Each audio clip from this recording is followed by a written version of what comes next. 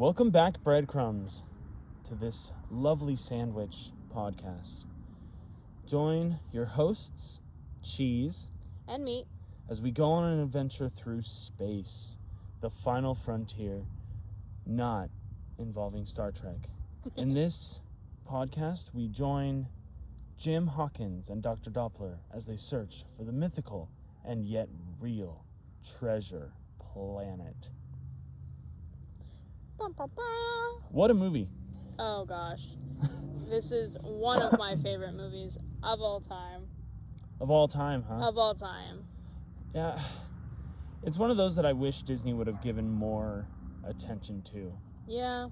But I learned that it was like their in-between movie from switching animation styles from hand-drawn, completely hand-drawn, to going into 3D stuff. So Right. They didn't really care about it as much because they were trying to progress in terms of animation.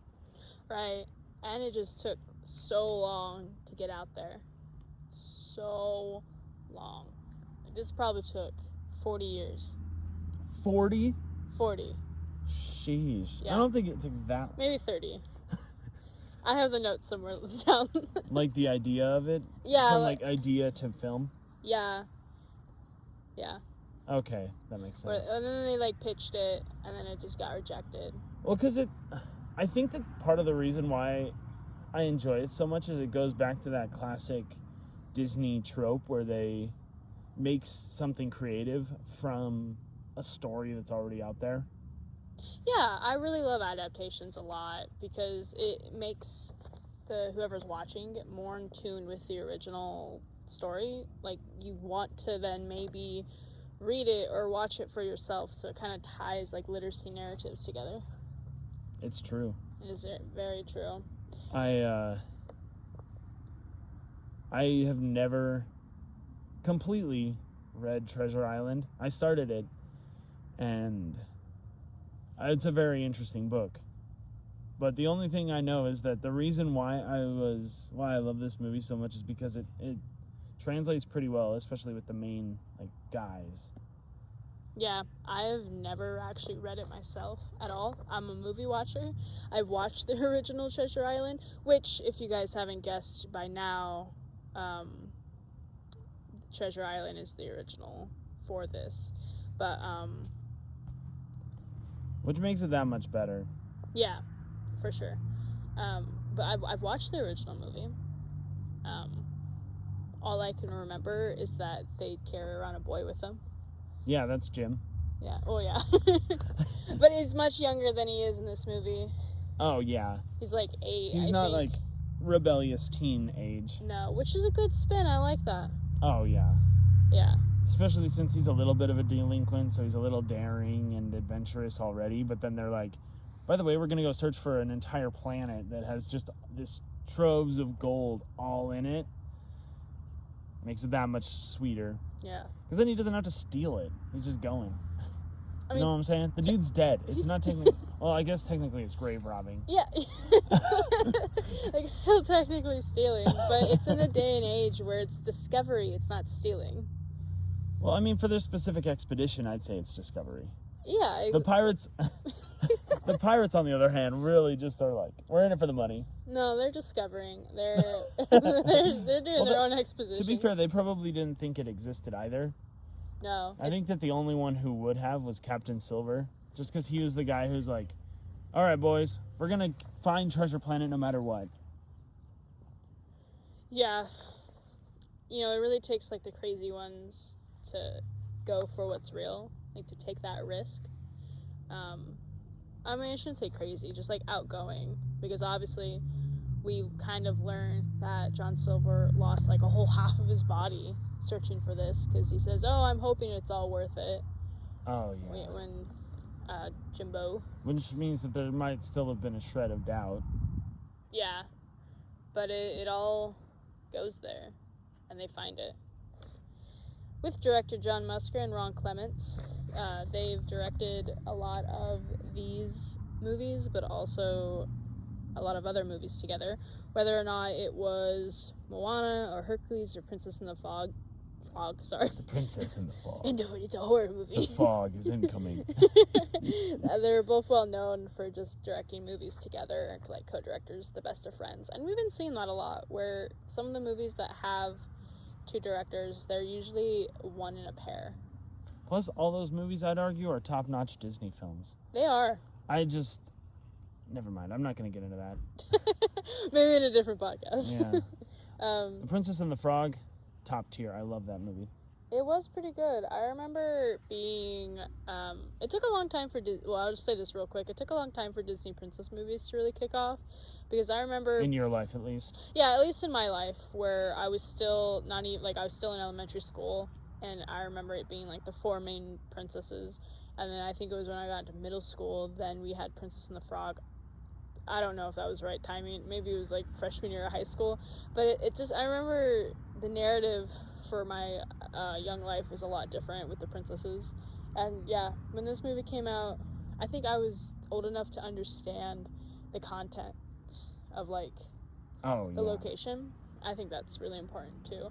And I feel like if I was watching Treasure Planet for the first time in this timeline, that I would have had a different outlook. But I'm glad I watched it when I was young, because I grew to love it for what it is before, like, understanding the deep-rooted stuff. That's fair. Yeah. There's a lot of undertones in it that are fun and scary all at the same time. Mm-hmm. But for a kid, it's like, yeah, adventure. Yeah, someone didn't just die. Yeah. That was crazy. I know, I was like, damn. Yeah. Harsh.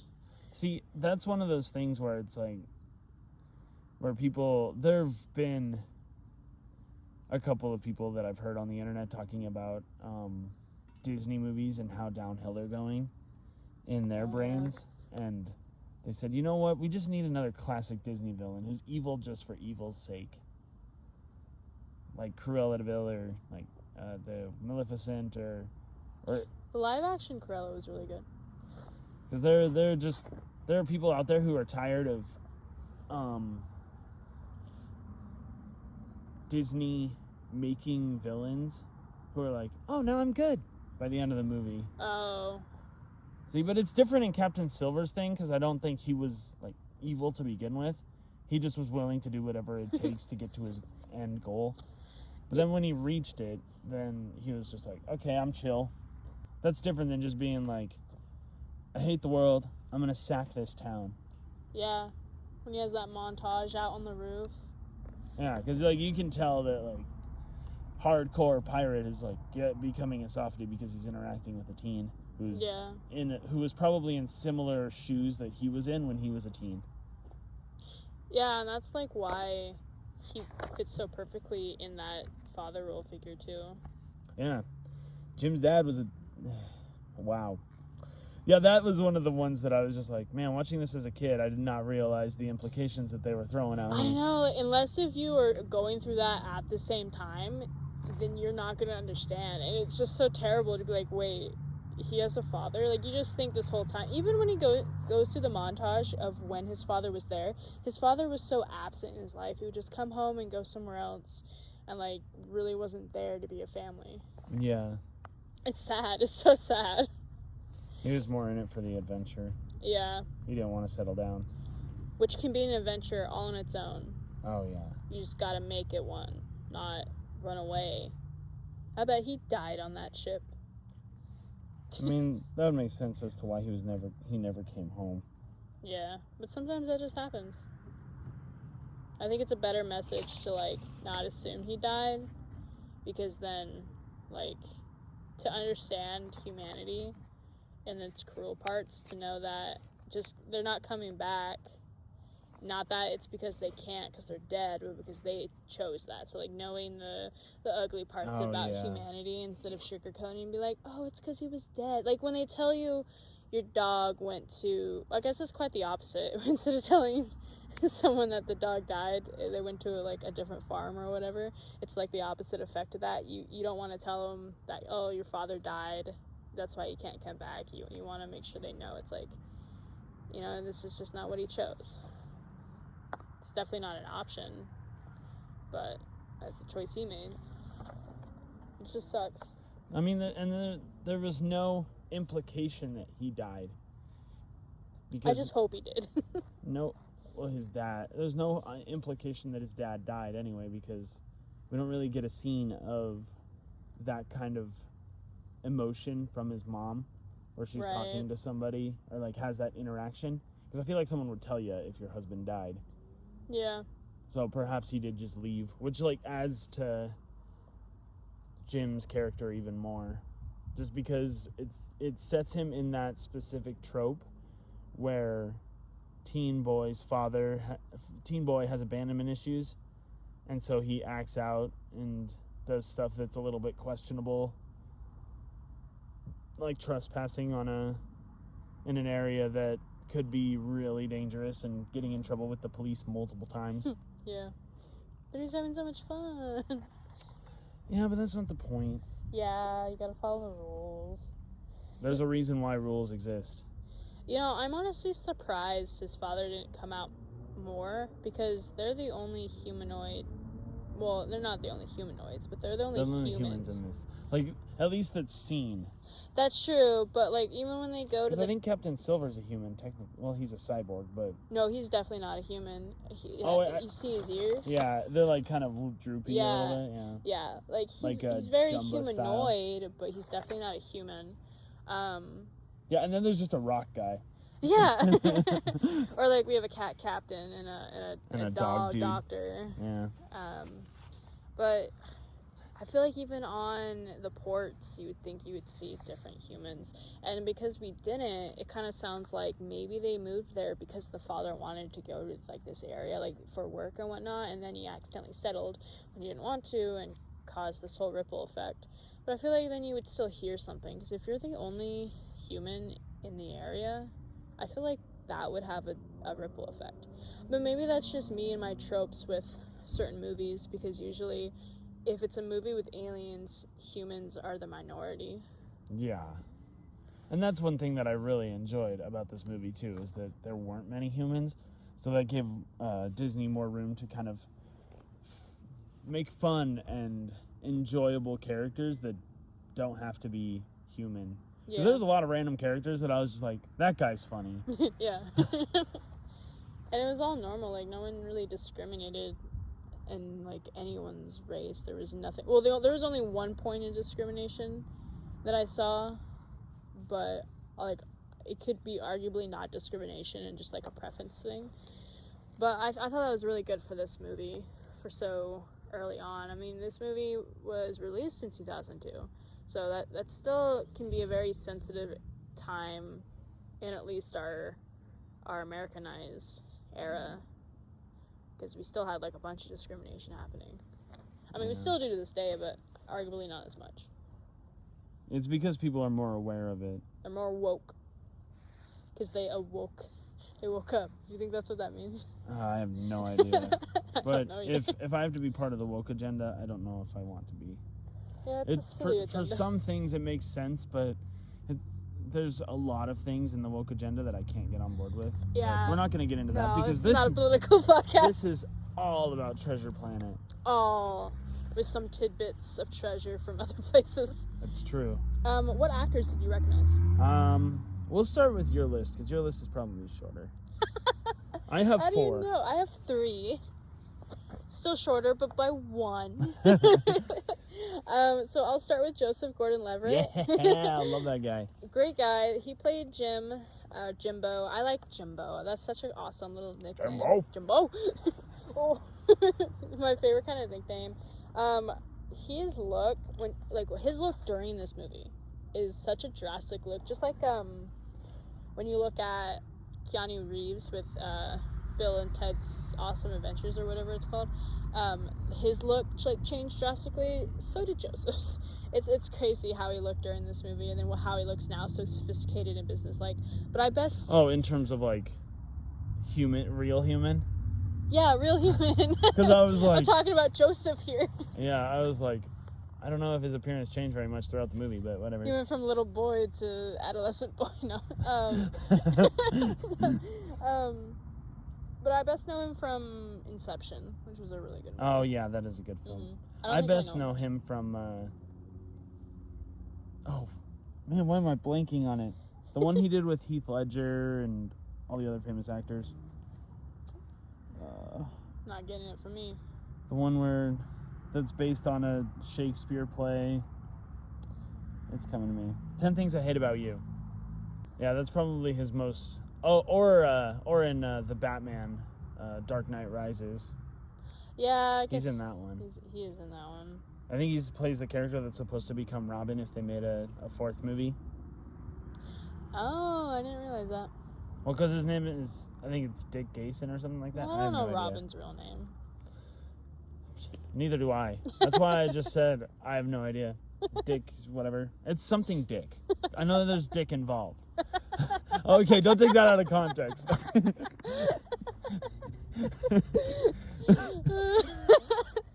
Anyway. Okay, next. Yeah, well, we gotta love this queen, Emma Thompson. Oh, yeah. Yep, Captain Amelia, the best. Who's also in Stranger Than Fiction, right? When she was in that movie? Was that her? No, that wasn't her. No, she was in a lot of, maybe, I don't know. She was in a lot of the movies we watched recently because we kept talking about her. But I don't remember which ones it was. Phenomenal actress, though. Yes, she is the best. I mean, my favorite movie that she's in is Cruella. Oh, does she play the boss? Yeah, she's like the art boss, or the magazine. In the magazine, right? Yeah. The editor lady. Yeah, the editor. She, oh man, when she plays a villainous character, she is awesome. Anytime it's a boss or a bossy character, she's the best. So Captain Amelia, arguably the bossiest bosses you could have, but also has the soft side. Then lastly, the character I recognized was Martin Short. Just unmistakable voice. I've only known him from one other movie though, but I guess it's just around this time I watched Treasure Planet. I also watched Santa Claus 3 all the time. Oh yeah, Jack Frost. Yeah, and that's my favorite Santa Claus because I love the dynamic, and Martin Short is just hilarious. His just dynamic, like how really he plays goofy. Ben and how he plays Jack Frost is almost the same, except Jack Frost is, you know, an evil character, but then he melts, you know. But does he literally melt? Yeah, he melts and becomes. Well, maybe we should watch it during Christmas time. He melts and becomes. I don't know who he becomes, but he's like all tan and Caribbean like. Mr. Sun. I don't know. I don't know either. I haven't seen that movie in trillions of years. It feels like. But those are my 3 that I recognized. I also recognized the voice of David Hyde Pierce, who played Dr. Doppler, because he was also the pill guy in Osmosis Jones. Oh, how could I not remember that, even though we just did that most recently? Yeah. Because after we watched Osmosis Jones, I was like, where have I heard that dude's voice before? Treasure Planet. And then I looked it up and I was like, oh, Treasure Planet. And then that's why you picked it. Apparently he's also in A Bug's Life. Oh, yes he is, because he plays, oh my gosh, yeah. I can see his voice. Or hear his voice. You can hear his voice and see his character. Yeah. He plays a dude named Slim. Yeah. I don't know. I don't remember Slim.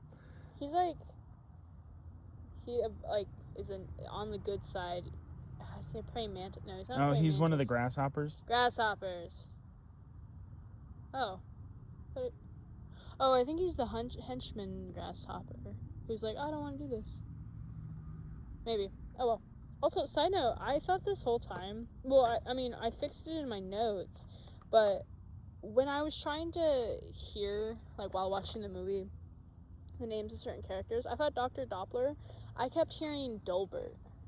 Like Doberman? I don't know. I just remember originally writing down Dolbert. So when I was Dilbert Doppler, that's his name.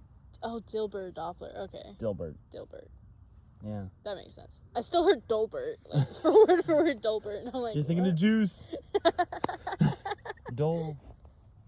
So I just having issues with everything. Oh, that's okay. But what's another actor?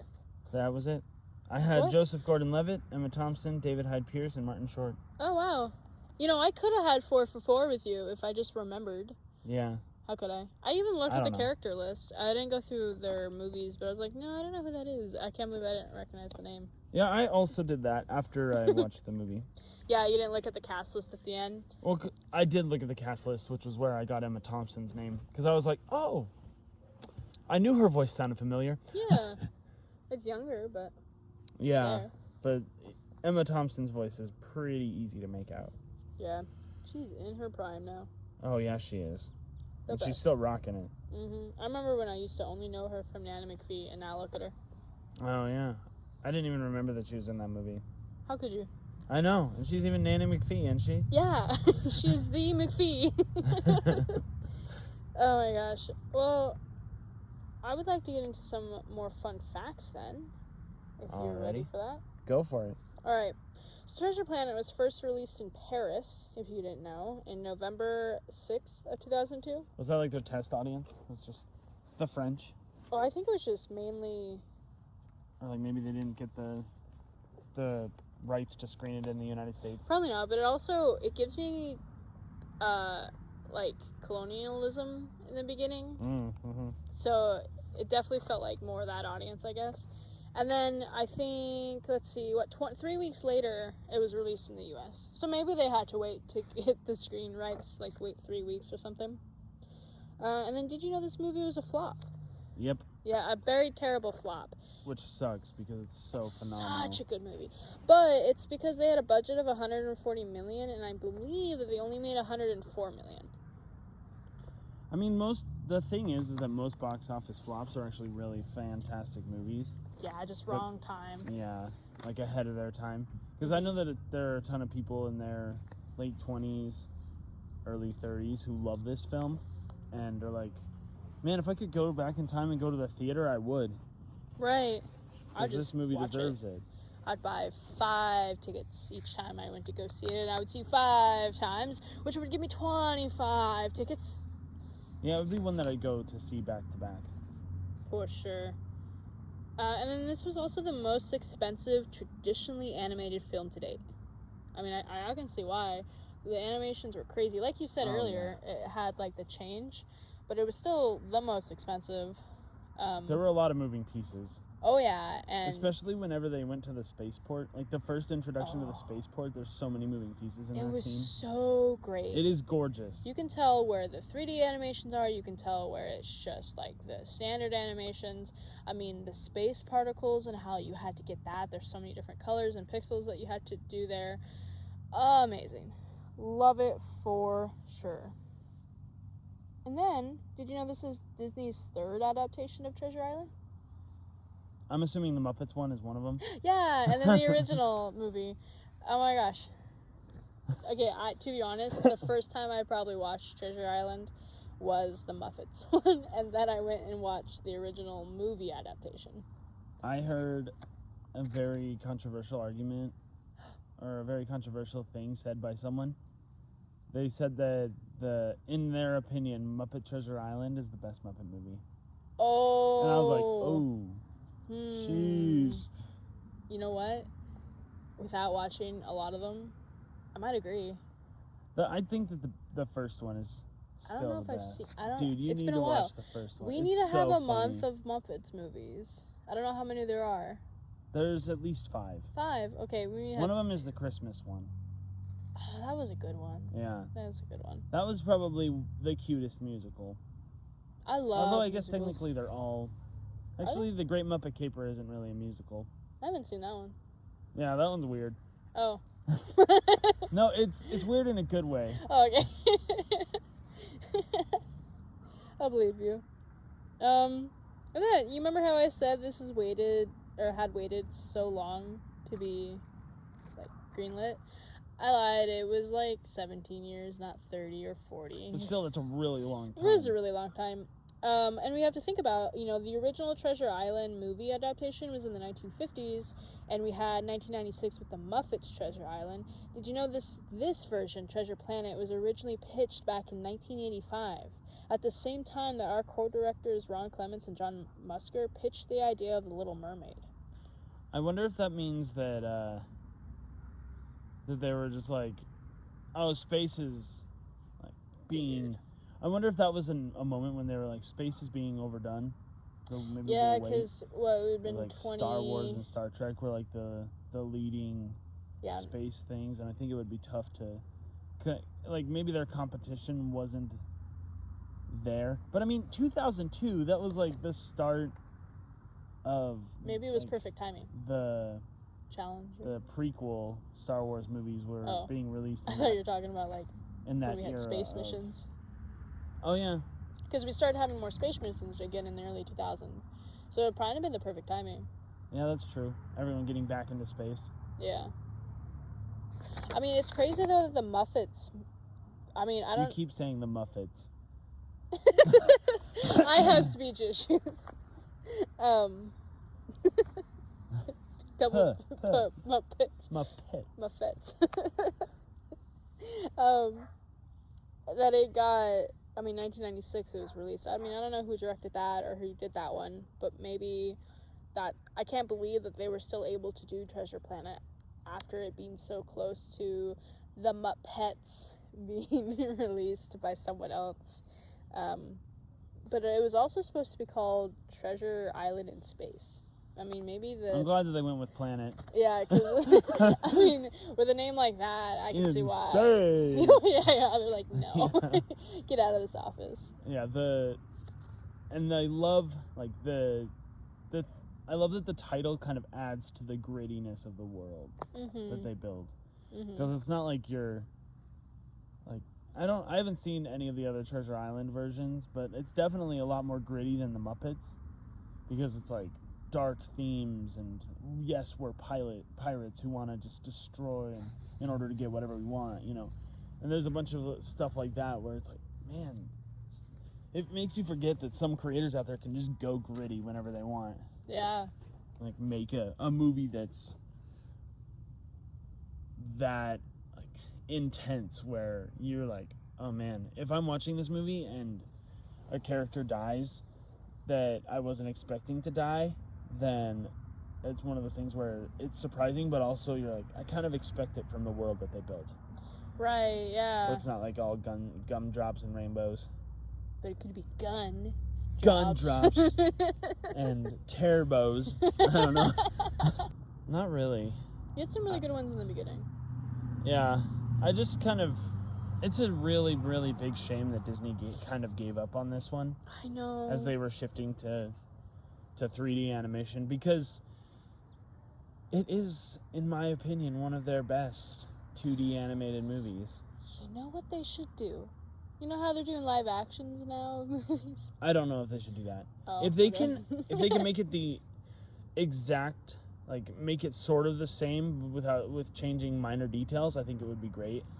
Well, I think they could. I mean, I know they've been changing a lot of things. I think that Mr. Arrow would still need to die, though. Yeah. I would feel bad if they made the movie and they're like, Mr. Arrow is in the whole thing. Yeah. Because we don't want to talk about death anymore because it's against the woke agenda to talk about death. I wonder what they would... Oh, you know what? If they changed something, I know what it would be about. It would probably be about the dad. Oh, yeah. Yeah. That's fair. But hey, maybe they Because would. this was in an era where it was probably okay to be like, yeah, your dad is a D-bag who left you. Yeah. Yeah, they would do something with that. But who knows? Maybe it would be good. But it's the thing is that the Disney ideal paradigm has shifted to the point where now they're trying to make those gumdrops and rainbows movies. It's like everybody has a happy ending. Yeah. Everybody has a good time, when that's not how reality is. Right. It's Which- gritty. Which is part of the reason why I like this movie so much, is like rewatching it again after not seeing it for at least like 3 years. I was like, wow, this has a lot of undertones to it that you understand when you're older. Right. And maybe that's why it didn't really do well, is because maybe some parents saw this and were like, you shouldn't take your kids to this movie. It's a lot darker than what we anticipated or whatever. Oh, that's fair. I didn't think from about that. Disney. Well, you want the ideal effect like what the Incredibles had. You know, a lot of us grew up on it when we were young, and then when we waited for the second one to happen, all audiences went to watch it. There's a couple other movies that have that effect, but Yeah. you know, ultimately you want to be able to grow up with your movies. I guess they waited too early to try to do that. But I didn't think about the parental effects on it. Yeah, because parents are probably like, your father left us. I don't want to hash that trauma onto you. Oh yeah. And it's one of those. It's just phenomenal. If you haven't seen Treasure Planet, by the way, and you're already this far into the podcast, you should definitely go watch it because it is chef's kiss phenomenal. Yes. Like, even watching it as a kid, I was like, this is awesome. It's about adventure, and we didn't really have very many pirate movies at that point in time because Disney hadn't started making the Caribbean movies yet.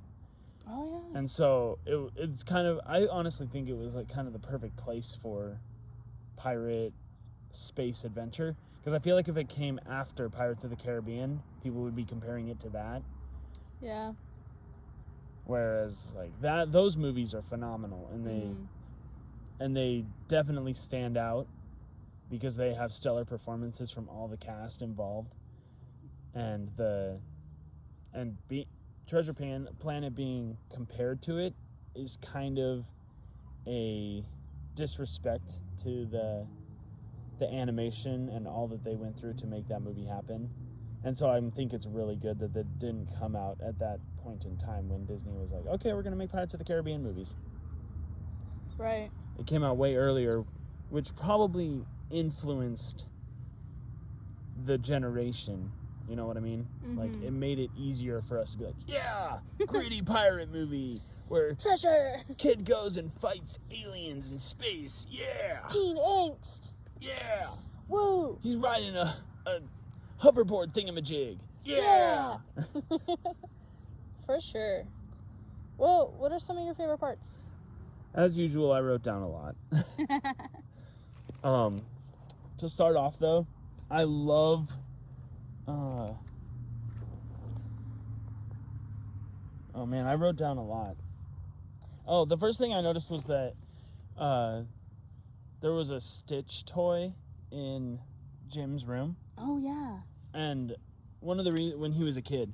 And one of the reasons why I thought that was cool is because that was the first time I noticed it, and I've seen this movie 1,000 times.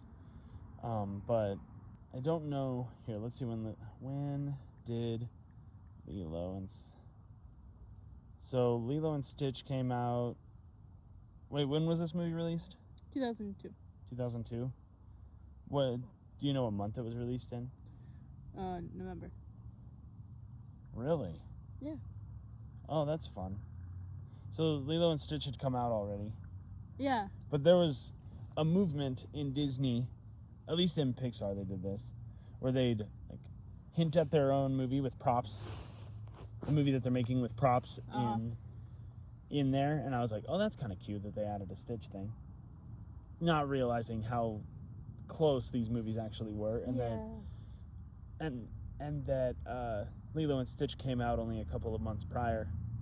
It is pretty soon for like a little Easter egg, but I always appreciate Easter eggs. I mean, if they had the idea while they were animating it, and they already knew that Lilo and Stitch was coming out, True. They could probably just throw in an Easter egg pretty easily. Also, if they use similar animated frames. Yeah. I thought that was really cute. Well, I like the idea of the book, or just overall the technology in this movie. Oh yeah, where he like opened it and it was like an elevated, projector. Elevated pop-up book. Yeah, because I love pop-up sick. books with a burning passion. Oh yeah, the Harry Potter ones are really cool. I don't know if you've seen those. No, I really want to collect vintage pop-up books where they like pop up and they have pull tabs, because the only ones I can find now are like the flippy flaps, because you know those are less able to be torn off. But I used to have this one where it talked about this one delinquent kid learning how to use the bathroom, but he would always like demolish everything, and you got to pull on the toilet paper, you got to like take off the toilet lid and like do all these really cool things, and then you could put it back. But there's not books like that anymore, and I need books like that. But or just like in the inn where you could change the windows. Oh yeah, to make it look like a specific season. I really even like though it's technology. raining outside. Yeah, and I just really like technology and the advancement, and for it to be early 2000s to see this advanced technology and what could happen is awesome. Just awesome. And I mean, now they have curtains that give you that opportunity, but they're not the same thing. But they're close. I also really enjoyed the frog kid that was like that like gets the food. So Jim's mom owns a diner, right? And it's like a bed and breakfast kind of thing, it seems like, but at the same time I can't really tell because it doesn't really like show very many rooms that they have in there. And so I'm like, I can't tell if these aliens stay there or not. But there's this kid who like gets given like these worm things, and he's like a frog thing, and he goes, awesome, and he just like grabs him and just starts piling him into his mouth. It's so awesome and kind of sickening, and I love it. Yeah. A movie so early to introduce the coexistence of humans and aliens. I kind of talked about this a little bit, but just, I mean, I know they're probably getting back into space, like I said, and maybe that's also why they didn't want to release it back then, because they were just getting into space and they didn't want to spread the idea of like aliens and humans coexisting. But they literally could have done anything to show just it being a normal alien movie. They didn't have to put humans in there, because literally the only humans are the father, the mother, and the son. So in all reality, it could have been all aliens, but the fact that they show coexistence was really cool. And I love it and hate it of this idea of like what brought them here. Like I said, it could have been the father for like a movement. It could have been just anything, but just the idea of coexistence is nice. Oh yeah, and I love the idea as well of the fact that they decided, because they could have totally just made this an entire alien movie, but I feel like the fact that they decided to make Jim a human character made it a lot more relatable to like the seeing a father figure in someone else, because no matter how you spin it, I don't think Long John Silver could be related to Jim. No. Because he's not a human at all. Exactly. And so it's one of those things where that is kind of a cool point as well, is that an entire different species from him is looked at as like a father figure who's looking out for him, and he finds comfort in that character, and that kind of elevates the fact that they're humans. I love it. I honestly love it. I honestly love it. I love it. I love that he opens up his map on his first try. Yeah. The reason why I love it so much is because when he did that, I was like, man, because I thought of those people who you hand them a Rubik's Cube and they're like, okay, I think I know how to solve this. Yeah, that's exactly what it reminded me of too. Just also the smugness of teen angst to be like, oh, you mean this? Oh, let me just fidget with it. Bam! And what does Mr. Doppler or Dr. Doppler say right before? It would take me years to decipher all these symbols and blah, blah, blah. And then he just... Done. Yeah. It's crazy. Just crazy. Speaking about Dr. Doppler, I love how, just in general, his whole preface, being that doctor hanging out at this inn, like, I don't know how close he really is with the mother. I think he's just a regular, like, person who goes there. I don't think there really is a friendship, per se. I think he, like, I don't know, I can't really tell. I think he's just either a regular who always talks and has become friendly, or I don't know. Like, at first... I mean, that's what I assumed. Yeah, at first I thought he liked the mother. You know, like, one of those like crushing friends. On her kind of thing? Yeah, but then, like, obviously that wasn't the case. Yeah. And then, it didn't feel close enough to, like, oh yeah, they're best buds. It just seems like, oh, in passing, they just talk about this and they have this friendship, but they're not super close. It might have been one of those things where he felt a sort of responsibility as a single dude to kind of watch over Jim. Yeah. As well, and like help his mom out. Oh, because there's that line the cops say. It's like, "Are you the boy's father?" And he's like, "Oh no, no, then stay out of it." And then his mom goes, "Never. No, His yeah, mom says yeah. never or Oh, yeah, something like that. She says ew, and like that's like the Yeah. smallest point of I could think like, well, why would it be an ew? Is it because he's an alien? Like, is this a little bit of discrimination, or do you view this guy as your brother or something? Yeah, I think he's more of like a familiar guy, which is Yeah. why it's like, no thanks. I would not marry Dr. Doppler. I love him, but not that way. I feel like they should have used a different word than ew. I would have preferred never. Yeah, Yeah. that's fair. I love that he had I love his little horse alien thingamajig, Dr. Doppler's thing. You know when they're about to like jump out the window and he like opens the window and goes Delilah, and the thingamajig is like. Yeah, that was a really cool. I was thing. like, oh, that's cute. Yeah. Because you don't see very many beasts. Because there's the big muscle guy on the ship who could pretty much carry 17 things on his own. And I'm just like, that's funny because there's like one animal in this thingamajig, and it's just like the thing that goes. Yeah, that's true. I guess there really isn't much creature. Even when they're on the planet, there's obviously wildlife and plants, but you don't see. Maybe you see birds, but you don't really see birds. Yeah. That would have been something I would like to see more of. There's like Definitely. random creatures that aren't Wildlife. the alien things. Yeah. If they had more budget, maybe. Oh yeah. Yeah, just give them more money. Just give them a couple more dollars and they'd be able to add that weird thingamajig on that looks like a giraffe but isn't a giraffe. Yeah. I liked the negative connotation they give Dr. Doppler's suit when it pops open for us to see when they're on the ship. Yeah, you like can see maybe it's easy. battery operated, and you can see it has to be plugged in. I think it's funny if like that's how you know it's quote unquote cheap and a knockoff because it's not up with their technology. But just to see the jumbo batteries was just too much. Oh for me. yeah. And it's funny that he didn't even really know how to work it, but the Yeah. captain did. Yeah. He's like, you gotta plug it in right here, and he's like, oh, thank you. No, he's like, I could plug myself in. Oh Madame." yeah. That's true. It's pretty funny. Yeah. I also love that he like gives this speech to Jim before they leave, where he's just like, "This is like the most irresponsible thing you could do. You're leaving your mother, la da da da da. That's why I'm going with you." Yeah, I love that. She's like, no, you're both are grounded. Yeah, but because the mom was like on his side until he's like, "We're going together." So I love that comedy, where it's just like that version of comedy where someone's getting scolded and then they're like, "Hey, I'm on your side." Yeah, like secretly, I mean, is this Yeah. irresponsible? I'm gonna make it responsible.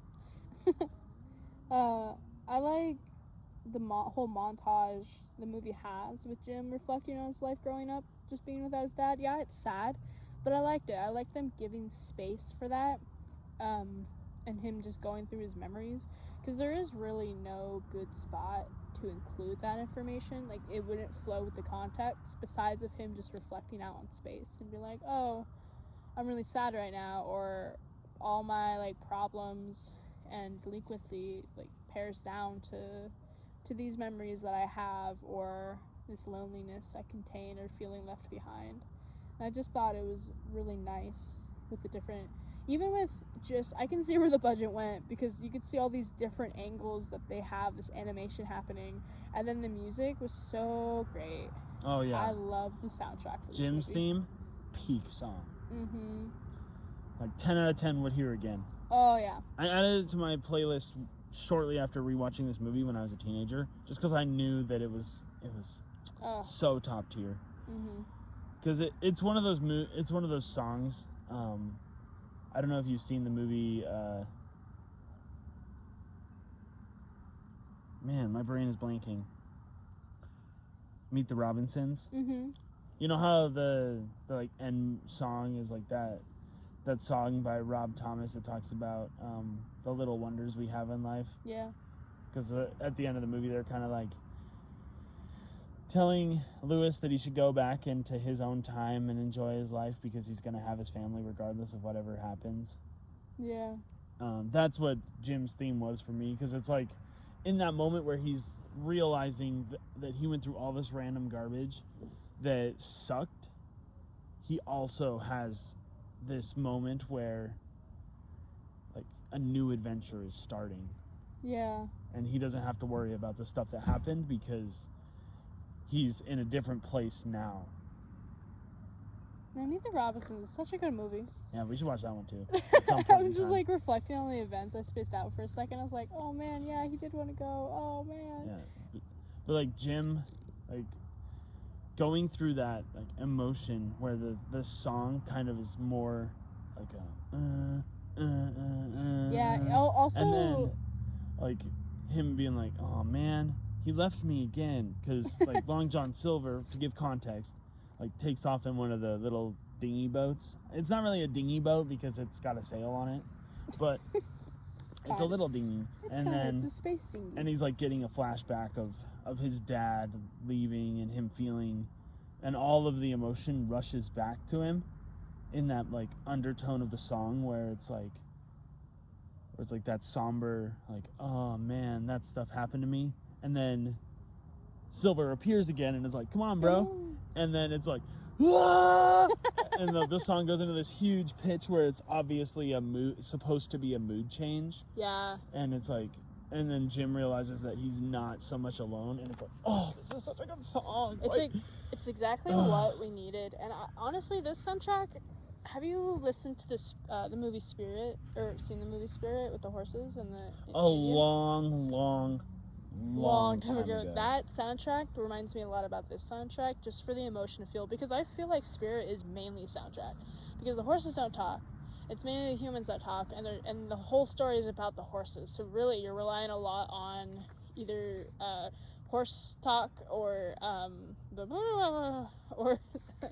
the music. You know, like that's mainly what you're relying on. So the music really like tells the story there. And it does do. The music is gorgeous in this movie too. Oh, it's beautiful. Just because like you can feel the way that the music is trying to drift you. Like for example, when they're taking off in the ship, and it has that like cute, like we're going on an adventure kind of tone to it, where it's like do do do do do do do do do, like we're going on an adventure, yay! Yeah. It's like hearing the. I know that this is a comparison that I didn't want to make this entire movie. But it's like hearing this entire podcast, but it's like hearing the theme song for Pirates of the Caribbean and being like, oh yeah, we're on a pirate adventure. Oh. You know what I mean? Yeah, I get you. You held out so strong to not make that connection. But there is a lot of connection, because it's pirates and they're trying to search for treasure and all this random garbage. We got that similar theme going on and whatnot, for sure. But it's again, a movie that has fantastic music production. Yes. Like the orchestra production is really good. So in that sense, I would say that they did really well with this movie, with the production of music and making it feel like, even the moments when they're on Treasure Planet and they're like kind of like walking around and it's kind of creepy and eerie because they don't know what's there, because nobody's been there except for like the crew members of whatever that dude's name is. Start with a C. Captain Flint. Oh, wow, so off. C right? Starts with the captain. Yeah, Captain Flint is right. And his crew. So, like, nobody's been there. And it's just like, ooh, the fog rolls in. What's happening? Kind of music. And I don't remember what the guy who died in the beginning, the turtle guy, but I wonder if he probably never made it to Did Treasure you think Planet. that? Oh, yeah, I guess he did have a turtle figure. But that wasn't Flint. Oh, you're... No, that was like, his name was Mr. Bones. Mr. Bones. Yeah, Billy Bones, good old Billy Bones. Billy Bones. Not Captain Bones? Was he not a captain? No. He was just a random guy? Wow. He was just a random guy. I think he was part of Long John Silver's crew. And then Long John Silver, like, betrayed him. Yeah. And it was just like, bro, why are you doing, like, because maybe he had a change of heart and that's why he ran away from him. Yeah, we don't really get a lot of context there. I don't think he had a change of heart. I think he was totally, like, piracy, but he like cared... being greedy? Yeah, I think he cared more about John Silver not getting it than someone getting his map. Because he knows if he just died there, he would have got the sphere, so he gave it to the kid. He's like, go wear this hat, boy. What's another favorite part of yours? I love the fart guy. Yeah, he was so cute. And when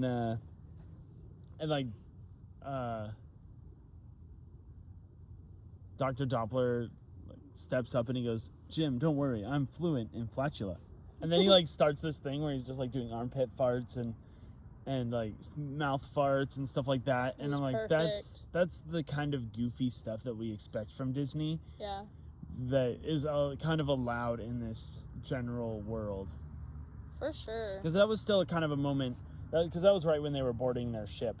Mm-hmm. And so it was still kind of in that moment where it was like, wow, look at all these amazing aliens. And so it was kind of fun to introduce a character that literally doesn't say a word because he just goes... Yeah. And I guess, like, you would think he would see a lot of diversity at the inn because, you know, the inn kind of represent, like, any hotels or motels or inns, you see a lot of different, like, types of people coming through. So it's kind of cool that he's not bored, or he's not surprised that he's going to meet all these new types of people, because even when he's excited to be on the port for the ships and whatnot, but also he sees all these different types of people and he's amazed by it too. Oh, yeah. It almost looks like just going to the spaceport, which apparently wasn't very far away. No, it's like really close, I guess. It was like magical for him because there were so many things and creatures that he had never seen before. Yeah. Which was really cool. Yeah. And it's one of those things where it's like the world is a bigger place. You just have to kind of get out of your own comfort home and go and see it, kind of thing. Yeah. Abandon your life and just go out on an adventure. Now it's turned into Huckleberry. Huckleberry. Huck and Finn. Huck and Finn, sorry. I also like the part when they met Ben. Because I have such a fond memory of Ben. Back when McDonald's toys were cool, I remember getting a Ben. They're getting back. They're making a comeback. They are, I guess. But I remember getting a Ben where I had a removable piece for his head. Oh, that's sick. Yeah. That's a choking hazard now. But, but back then it was sick. then it was awesome. I think it might have just been his, like, I had a big head of his, and then so the piece maybe wasn't that small, but it was still decently small. But I don't know, that was one of, like, my staples. I was like, oh, that's so cool, I got a Ben. And I think I could change the color of his eyes. Oh, yeah. From, like, the green to the red. And the blue. And the blue, yeah. That's awesome. Yeah. Back when McDonald's made movie toys. Although I think they still do now, but they're right now they're on weird lumps of plastic. I don't know what they're doing now, but I thought I think they're still doing the Hello Kitty collabs. Well, they had a K-pop thing going on, but it wasn't really? for K-pop Demon Hunters. It was just a K-pop band. Oh. Missed opportunity. I guess. Yeah. Well, I mean, it would take Netflix working with them. It could happen. Yeah, it's true. I love, like, even though he's the bad guy, I'm a huge bad guy fan, apparently. Yeah. I love Captain Silver. I love him too, but I don't think he's truly a bad guy. You literally talked about how it's terrible for Disney to have bad guys turn good, but I would argue that John Silver turned good in the He's end. like the exception. Well, I think He's the exception. It's because Yeah. he's dad in this movie. He's dad. he gets the exception. I love all of the talks that he has with Oh yeah. Jim, like when he talks to him about What's his that famous line? his Yeah. plan. I'm not gonna say the famous line because that's a farther down thing for me. Oh, okay. But like Jim is talking about all these plans he has that he's gonna do and all these things that he's gonna make, and like how, like, you know, he has this whole idea about what he's gonna do with the treasure in his head when he's telling him. He's like, oh yeah, I got these great plans. And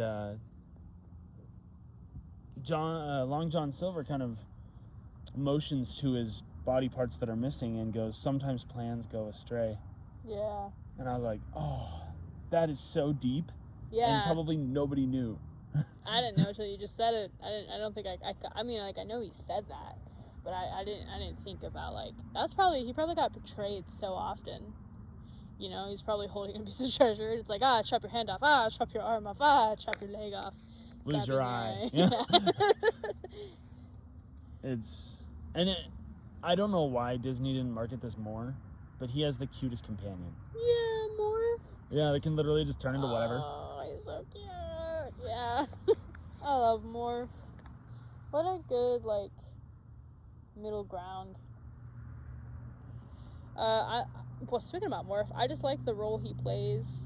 To show, I called it the scales of morals between John Silver and Jim, because, like, obviously he starts with John Silver, and we see before he warms up to Jim, Jim's really, like, learning. He's still in his rebellious time. He's learning how to be responsible, blah, blah, blah. And then finally, when he's, like, getting a hang of it, getting a hold of responsibilities and becoming a non-delinquent, that's when Morph kind of is like, oh, I'm gonna hang around you now.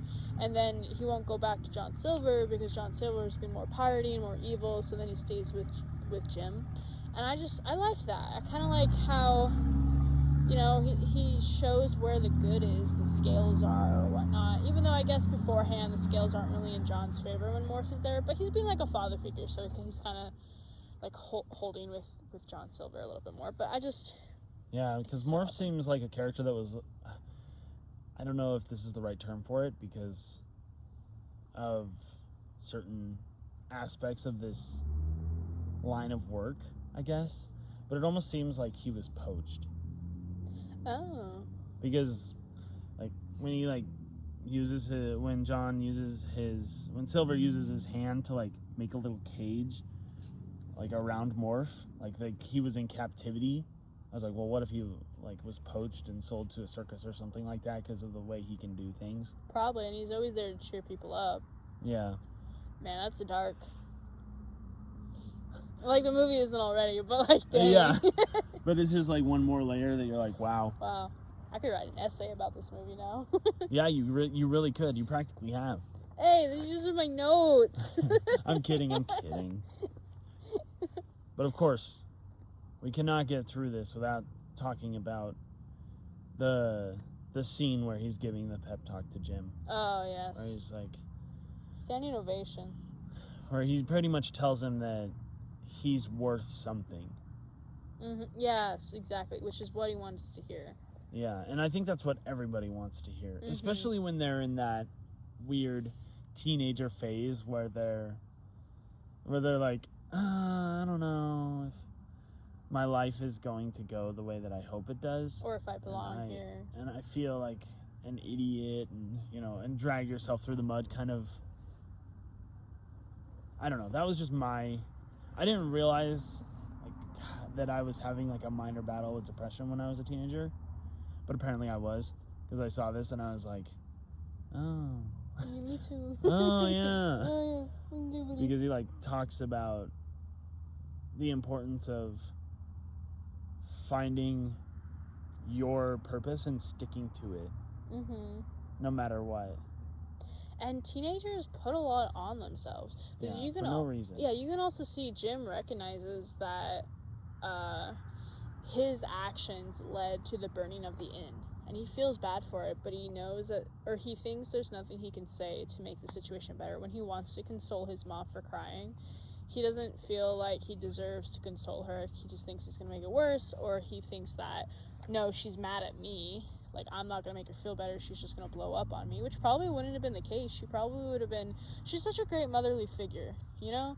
I bet she would have been like, oh, it's fine. It's just like, all my life's work, or all that, I don't know what we're gonna do, or yada yada yada, but she's never gonna be like, this is your fault, Jim, like, you always do this or whatnot, you know? Yeah. But of course, like, teens, they're smart enough to recognize these things are happening, but they're not emotionally grown up enough to know that, like, it's not because of you. There's a correlation there, and our choices may have led there, but it's not like you did it on purpose. It's just, you know, we have choices we have to learn, or safety, or like, we can't control other people. Yeah, you let this guy up here, but we didn't know that he had pirates chasing him and people that were bad. We didn't know this guy was a bad person. You were doing something out of the kindness of your heart, and that's all. And we see that kind of evolution, or not evolution, we see that struggle too when what's his face, Mr. Rockface, dies. Arrow, thank you. That was the one thing I was forgetting. Does that happen before or after the speech? That happens... I think that happens right before. Because I think he later cries to John Silver about it, and he's like, you're made for greatness, kid. Because it's right after that he is all like happy about his relationship, like, oh, he's really cheered up. He goes to chase down Morph, and then he spies on that conversation, and then right after that is when they take over the ship.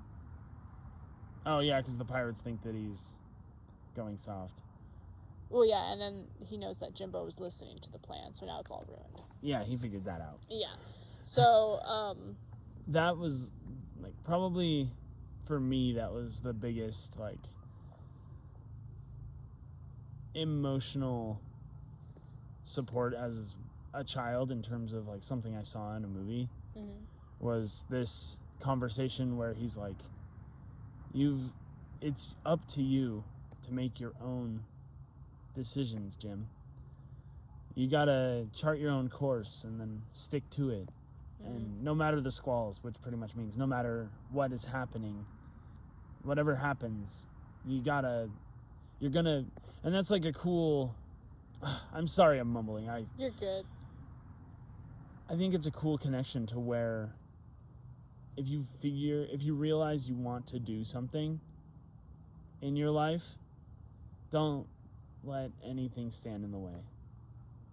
Because the people who are supporting you should be there to support you. And if they're not, I don't know, it's hard to convince people when they don't have proof of it working. Right. And so that's part of the problem with, like, anybody having an idea of what they want to do, is that it's easy to shoot it down because there's no proof of it working for you. And right. so it's like the whole preference of seeing before believing. Yeah. Like, you want standard proof that this is going to be something that you'll be able to do in your life. And I mean, just go for it. It's a moment where he's like, whatever your plans are, I know that your plans are going to be worth it because you're the one making them. Yeah. So go for it, and don't let anybody tell you that what you're trying to do isn't going to be worth it, because they're probably wrong. And I love that idea that this is a character who's spent pretty much his entire life, it seems like, searching for Treasure Planet. And he's in this moment where all of his pirate goons are like, dude, we got to take over the ship. It's going to be so easy to do so. We can sweep the rug right under them and do all this other stuff. And he's, like, holding back because of Jim. Yeah. And he's telling him this, like, he has this, because apparently he has this compassionate side to him where he's like, listen, Jim, you're a lot better of a person than you think you are. You got to give yourself more credit. Your life is one that's going to be legendary. Which makes me wonder how John Silver's relationship with his father was, or, like, if he's had, like, a son before and it didn't go well, or, like, I don't know, it just makes me curious about his role as a son or father. I think it would be cool if he was in Jim's dad position, except for maybe him and his significant other had tried for a kid multiple times. Yeah. But they kept, like, having complications. Yeah. And so he was like, fine, this isn't working. I'm going to become a pirate. I don't want to deal with this life anymore. I'm sick and tired of trying to be a good dad, because apparently I can't even be a dad. And then he goes in search of something he's always dreamed about. Because I feel like that's sometimes what happens in life is, it's not that we get stuck, but it's that we get into this routine of not doing what we want because something else comes up. Yeah. And he's always been, like, the type to want this treasure. It seems like he's been searching for this treasure for a long time. And so I assume that, like every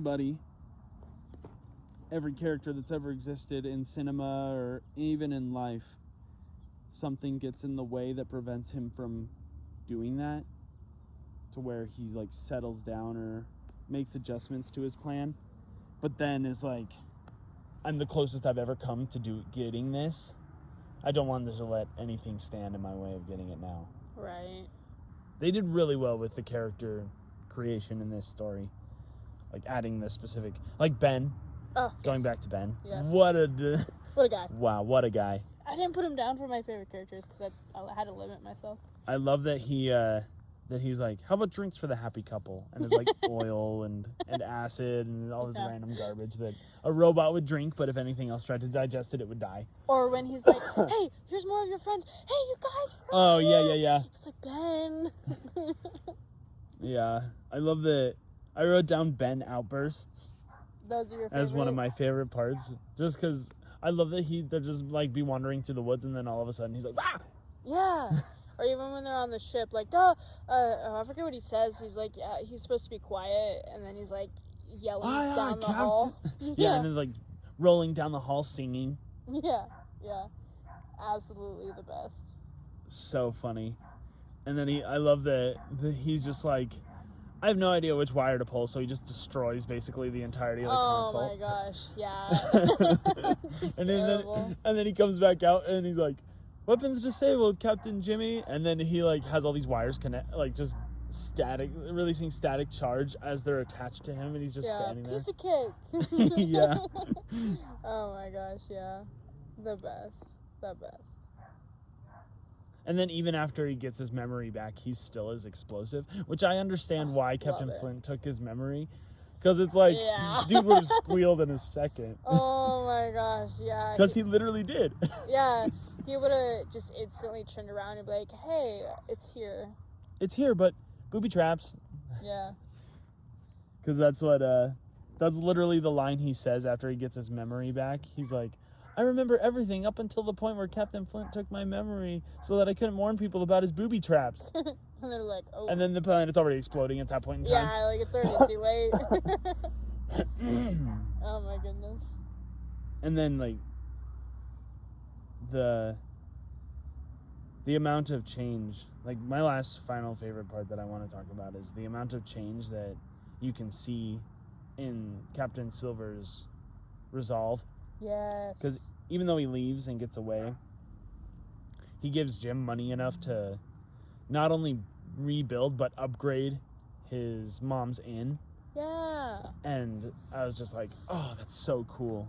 Like kind of like a final sign-off thing. And his pockets weren't deep, so like. No, they were not. He probably had gave him either a third or half. Or even more than that. Maybe, yeah. But I mean, he didn't only reach into one pocket, so maybe he had some in his other pocket. But yeah, still, and it goes like I love Captain Silver, like to the fact that he's like the only one who believes that Jim knows what he's talking about when they're discussing a plan to get off the exploding planet. Yeah. He's like, kid knows what he's talking about. We gotta follow his lead on this, otherwise we're all gonna explode. There's no other point. Yeah. There's no other way we're getting off this rock. And that was big because all he's wanted to be looked at is like someone who knows what they're doing. Like he's not. Yeah, he's a kid, but he's smart. You know. And his mom even says like he's a smart kid, but doesn't apply himself.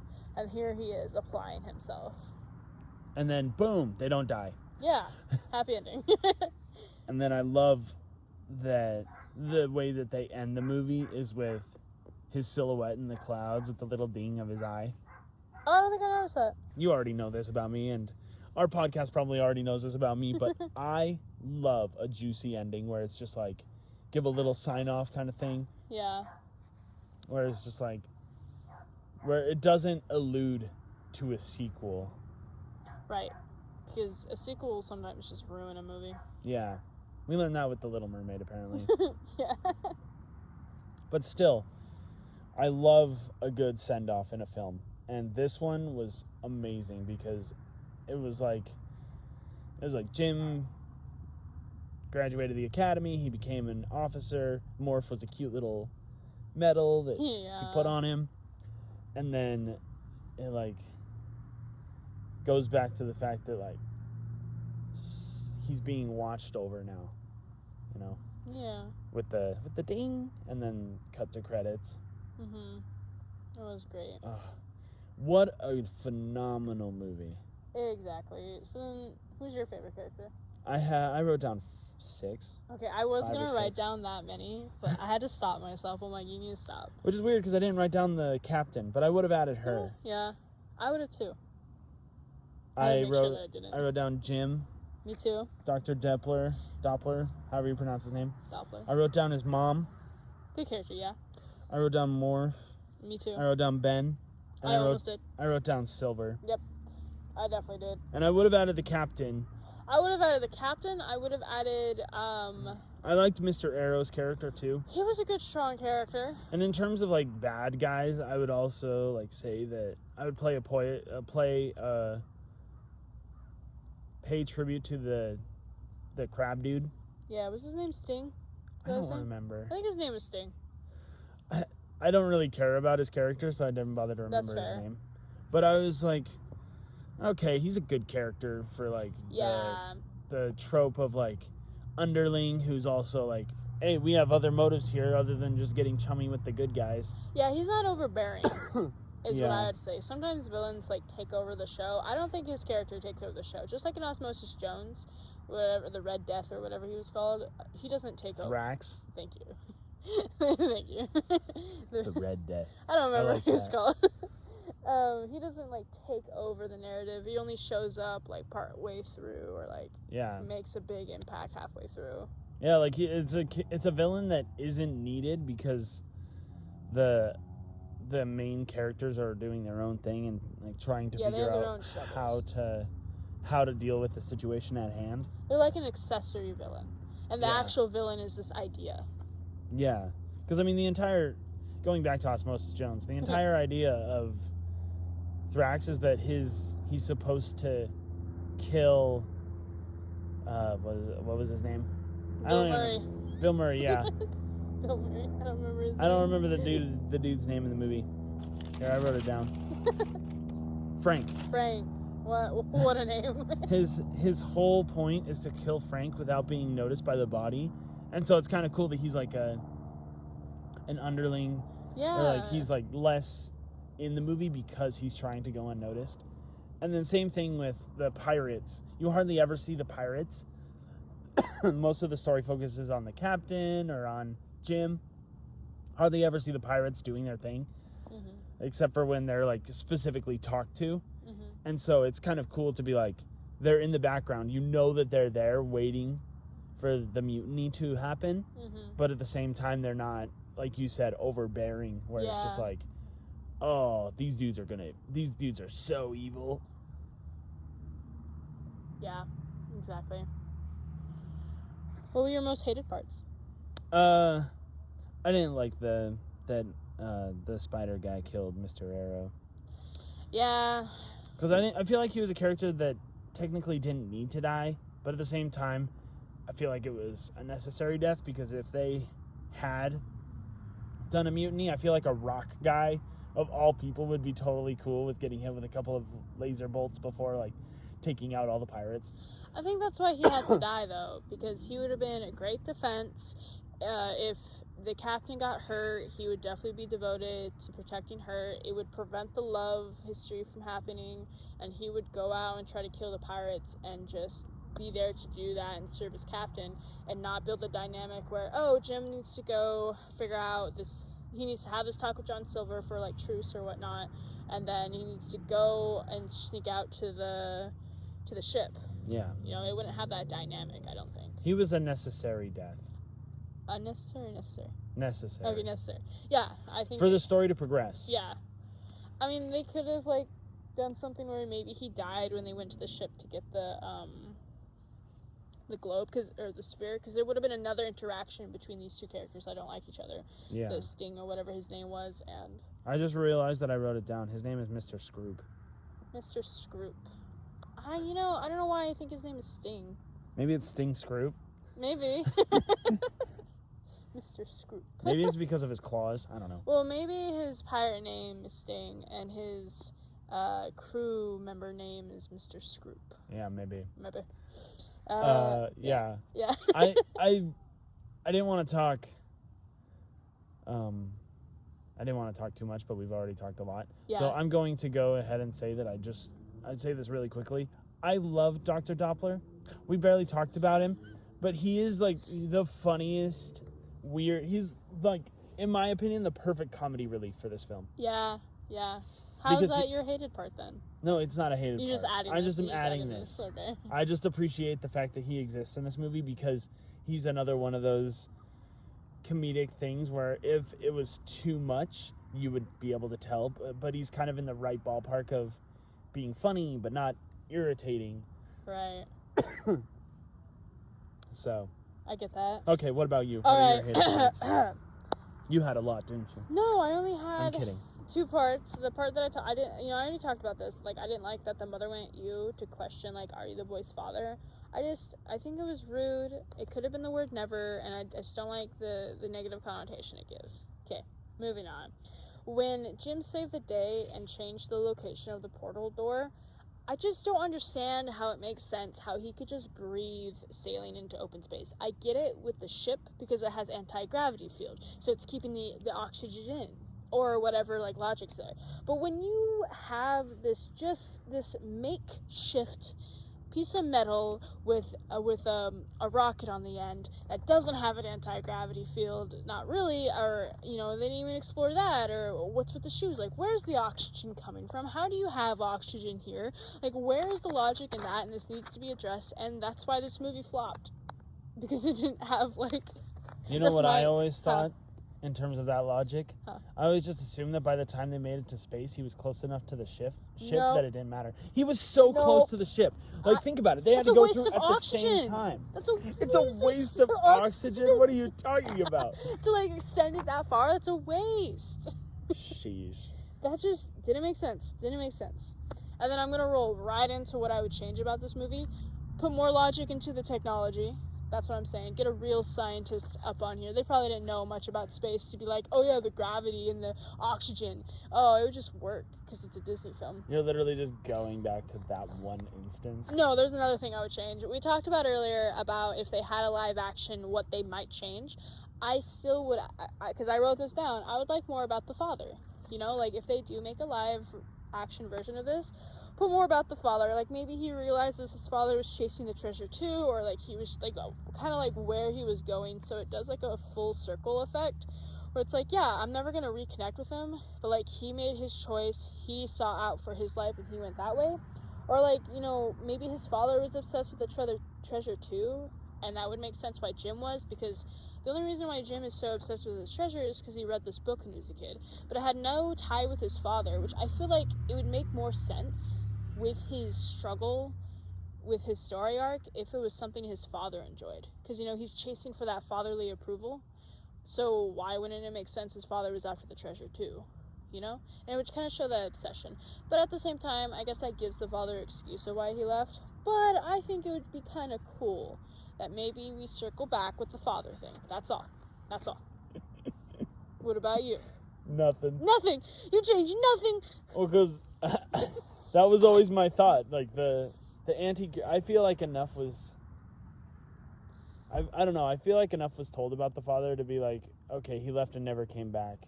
Yeah. Because we've all been in that... I don't know if we've... There's not Maybe a lot not of us all. who've been all in that situation. But in my case, my dad has had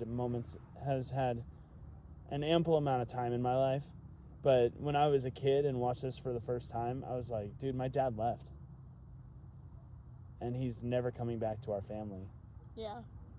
And so I was just like that. So in my brain, I was just kind of cool with Jim's character for being like, yeah, we're gonna go on a huge adventure. Yeah. And cool with the amount of information that they gave, because I feel like sometimes to a kid, that's all that's needed is like, my dad left me. Yeah, that's fair.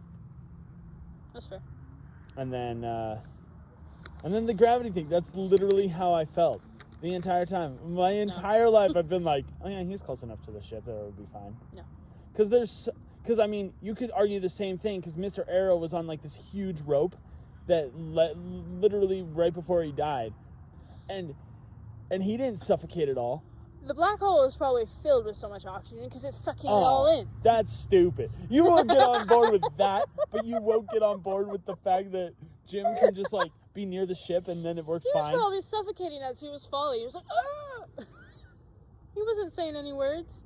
His organs were being He sucked literally went, out. ah! Because all his organs were being sucked in. It was the only noise he could make, you know? Air was reversing through the body, you know? Sheesh. Well, did you like the movie overall? Oh, absolutely. I would watch this again in a heartbeat. Oh, 100 times yes. I don't know if I mentioned it already, but this is my top 5 movies, or this is in my top 5 movies. This is a Like, comfort of movie. all time? Yes, of all time. I know Sheesh. I'm always like, oh, I don't know what my top movies are. This For is someone one who of gripes about this stuff, you're like, I have these little things that I wish were better. them. But Hey, it's still a it's good still movie. a fantastic movie. Like, maybe I probably have said this over 5 times about a movie being in my top 5, so maybe there's a breadcrumb who can track it. But yeah, honestly, it's in my top 5. It's unfair how underrated this movie is. For real. I mean, they should re-release it in the theaters or something. Oh, yeah, they definitely should. Yeah, I mean, hey. It's already had its 20-year anniversary. Oh, so that's true, yeah. we gotta wait till 25. Yeah, So that's that'll be 2027. yeah. Disney, we're throwing opportunities at you. Come on. And we'll be at the premiere. Oh, yeah, I would definitely be there. Oh, yes. Front row seats. I'd- Actually, not front row seats because I hate That's true. looking up when I'm at the theater. I feel like it's awkward. I like B-row. B-row is a good area. But, what size popcorn would you get? Oh, bottomless. Bottom. For some reason, I thought you were going to say bottom tier. Yeah, the bottom tier popcorn. Bottom tier. Yeah, I mean, I forgot about bottomless already, but because it's been that long. But yes, bottomless. I wouldn't want to leave the theater, though, so I would... Yeah, I know. I'd eat it and then I'd eat it the entirety of the movie and then go back. Like this There goes you back go. to what I was saying earlier, Yeah. where I'd go get another tub, Yeah, then go in for a second screening. that makes sense, because they can't stop you. Because you've already Yeah, passed I've the already line. been there. I keep advocating why they should have popcorn machines right next to the theaters. Not like all the way up the front. They should just have it right there so you can just scoop it and refill it. It's not going to be noisy. You're already eating popcorn. And you don't really have to wait in line. Exactly. Oh, well, cheese. That seems to be all the time that we have today. Yeah. Tune in next week or next time we see each other for our new edition, since we're finally getting into the spookier season. The leaves are changing. It's getting cold outside. It might not be 80 degrees and higher where you are. It was 68 today where we are, which is so nice. It feels so good outside. We're going to get into some spookiness. And because we're on the theme kind of Disney movies, I'm going in the like twisted Disney tales, and we're gonna start with a movie that I've been meaning to watch and is probably not as good, but would be fun to watch. We're gonna watch Winnie and Pooh Blood and Honey. Oh. Wow. Okay. Yeah. I was like, I have no idea where she's going with this. Yeah. I have not seen that movie either. Me neither. I've been wanting to. I was like, I don't know how interested I am in this. Yeah, no, I just keep like dragging it on. Like we're gonna. They even made a second one of the Blood and Honey. I know, and you know what I was told? Huh. That the sequel was better than the original. No way. Well, I'm surprised there was even a sequel because I heard so interesting comments about the first one. But yeah, that's where we're gonna go with our next adventures. So tune in next time, guys, and we'll talk about our Blood and Honey. Yummy. Yummy. All right, guys, thank you so much for listening in, and we hope we hear from you next time. Love you. Bye. Bye.